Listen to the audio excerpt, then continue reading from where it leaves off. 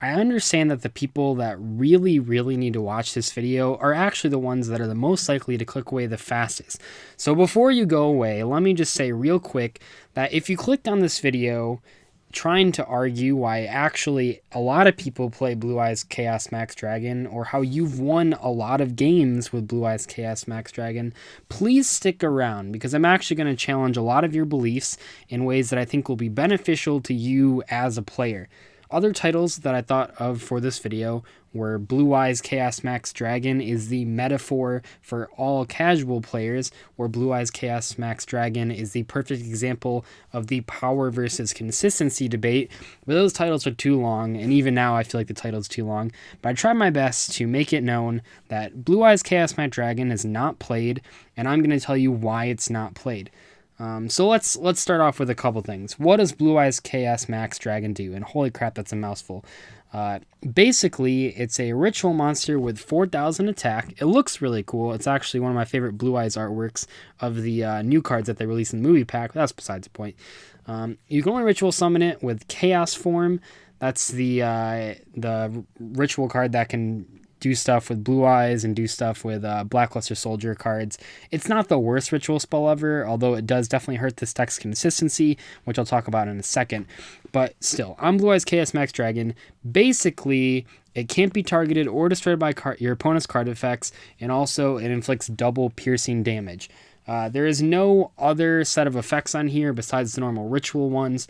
There's no effect that gains you advantage or gets rid of your opponent's advantage, which is kind of another problem that I'll talk about in a second. But that's all it does. So it just protects itself. It's a giant castle that your opponent will struggle to deal with, unless, of course, they have a kaiju to deal with it.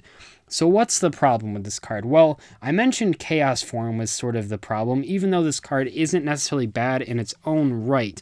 It's actually pretty neat. You can banish Blue Eyes White Dragons from your graveyard to ritual summon stuff, which makes the ritual summon not be such a minus in card advantage. And there's also advanced ritual art, which is my personal favorite because it's a lot faster than Chaos Form, just because it can send the Blue Eyes straight from your deck to the graveyard.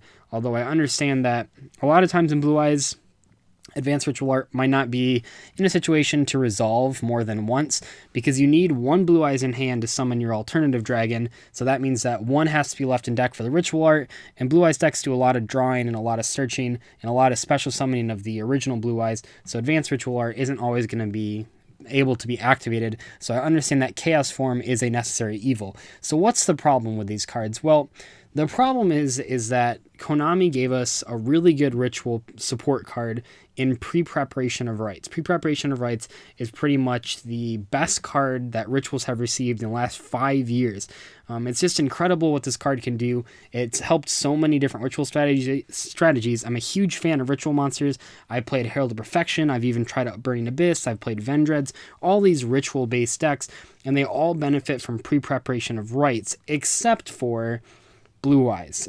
Chaos Form cannot be, and subsequently Chaos Max cannot be searched by Pre-Preparation of Rites, because Chaos Form does not mention Blue Eyes Chaos Max Dragon specifically in the card text, which means that the only way to perform your ritual summon is through manually drawing these cards. And I do acknowledge that Blue Eyes does have a lot of ways to draw cards. They have Cards of Consonance, they have Trade-In, or by using a normal summon searcher such as Manju of the 10,000 Hands.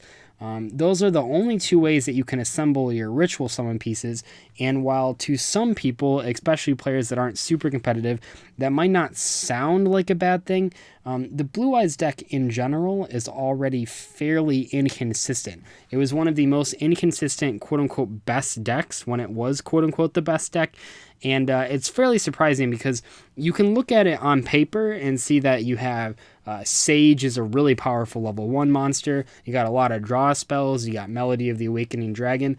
But the fact remains that Blue Eyes is a very inconsistent deck that loses to a lot of hand traps.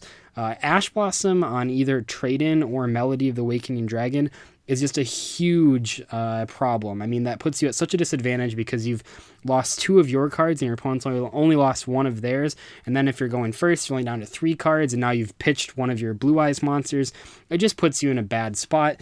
And by playing all of these ritual cards, you're making your deck way more inconsistent. You can then draw hands that have Blue Eyes Chaos Max Dragon and no ritual spell, or a ritual spell and no Chaos Max Dragon, or, I mean, you can even draw a hand that has like a ritual spell and Chaos Max Dragon, but if you drew Chaos form, you might not necessarily have the pieces to actually tribute for the ritual monster. And yes, I realize you can discard the tribute monster for trade-in. That's perfectly fine. And I realize that all these cards can be discarded for like melody and stuff like that, but it's not worth playing cards just because you can discard them, because in that case you could be playing Moki Moki and you could still discard it for those effects. I guess not trade in, but for the other effects you can still discard Moki Moki. In that regard, you can't just say, oh, I can get away with playing like inconsistent cards because I have discard fodder. What happens is that when you play Chaos Max Dragon in a deck, your hands are just so inconsistent. Even the most ideal hands, which would be like it'd be like Melody and Trade-In and Manju of 10,000 Hands. And even if we go really out of the way and say you're playing Brilliant Fusion as well, because that card's really good at combo making, even if you're playing all those cards, and even if you draw the perfect hand, the ending board isn't too much different than the regular Blue Eyes board, and in a lot of cases it's actually weaker than the regular Blue Eyes board, because you have to invest so much in a Blue Eyes Chaos Max Dragon. And then when you finally get Chaos Max Dragon on the field, your opponent just summons a kaiju monster over it. And I hate using the logic of every monster is bad if it can be kaiju'd, because every monster can be kaiju'd.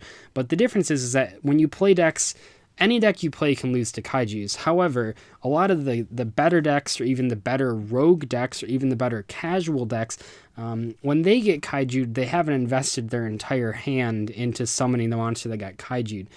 They have a way to sort of come back. They have comeback mechanisms where Blue Eyes doesn't really have that. When you summon this thing, you're investing a whole bunch of cards, even with the most ideal hand.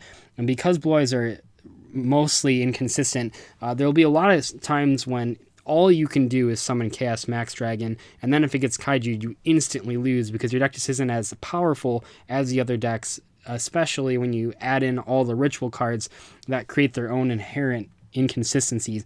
I mean, there are hands where you're drawing multiple Chaos Max Dragons or multiple of the ritual spells, and they're just so awful. If these cards were searchable by pre-preparation of rights, there would be a completely different story here. I think in that case, this deck would be wonderful. I think all these cards would be great. However, because these cards are unsearchable by the best piece of ritual support, I do believe that these cards just are not good. And you can look at regional qualifier. I mean, that's like the thing with Yu-Gi-Oh! You can look at results. Yes, you might beat the Spiral players at locals with your Chaos Max deck.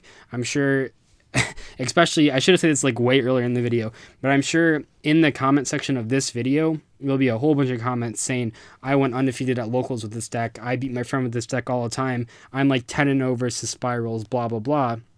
That's something that a lot of people with bad decks really like to say about their deck.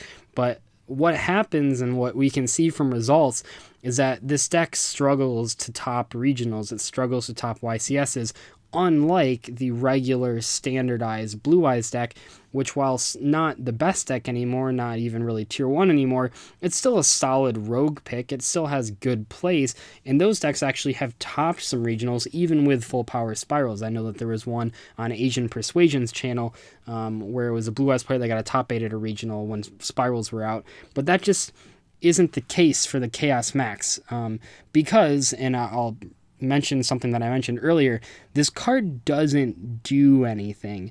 And I know that sounds weird to people, but Chaos Max Dragon doesn't get you advantage. It doesn't take away advantage from your opponent. All it does is protect itself, and that's actually just not enough. If you think of cards like Masterpiece, the reason that they're so good isn't because they have the protection effect, it's because every turn that thing is on the field, it's popping a card, and that's really good. If it only lasts like 2 of your turns, you've actually been able to destroy 3 cards on your opponent's field, which means that even if your opponent draws a kaiju on the second turn after you summon Masterpiece, you've still blown up like 3 or 4 of their cards, which puts them at a huge disadvantage because then the kaiju itself isn't like a plus, it's just a 1-for-1 trade. And in that regard, this card just doesn't do enough. This is sort of like the problem with Blue Eyes in general, that a lot of times you're just summoning level 8 monsters that have high attack points. But Blue Eyes Chaos Max Dragon really is kind of what I said in the beginning, that it's a perfect metaphor for a lot of casual players and their line of thinking, where it's a big, flashy monster that's a lot of fun to summon and that has a lot of attack points and can do a lot of damage, but it doesn't actually do anything. And this is kind of funny because, I mean, I don't mean to draw a parallel to the Bad Structure Deck series, but this really is very similar to a lot of the Bad Structure Deck boss monsters that I've been going with. They're inconsistent, they're impractical, and they have flashy effects when they go off, but when it actually gets down to the nitty-gritty of round in and round out at a regional qualifier, it's just not good enough. And I know that I'll get comments on this video really saying, this is like the best deck ever. What is this idiot talking about? But take your deck to a regional. Let me know how it goes, because I don't think it's going to go as well as you think. And you can have an excuse for every single round. They Ash Blossomed your Melody every game. How did they sack me that hard? They drew Max C. But when it comes down to it, it's not Blue Eyes that's holding you back, it's the Chaos Max that's holding you back. So if you're a Blue Eyes player and you've sat through this whole video, hopefully I was able to convince you to stop playing Chaos Max Dragon. Just play regular Blue Eyes. It's not that bad, and you'll notice a huge improvement in your win percentage. Anyway, though, let me know what you guys think about this. I know I'll probably trigger some people because a lot of people like Chaos Max Dragon, and I'll see you guys later. Bye.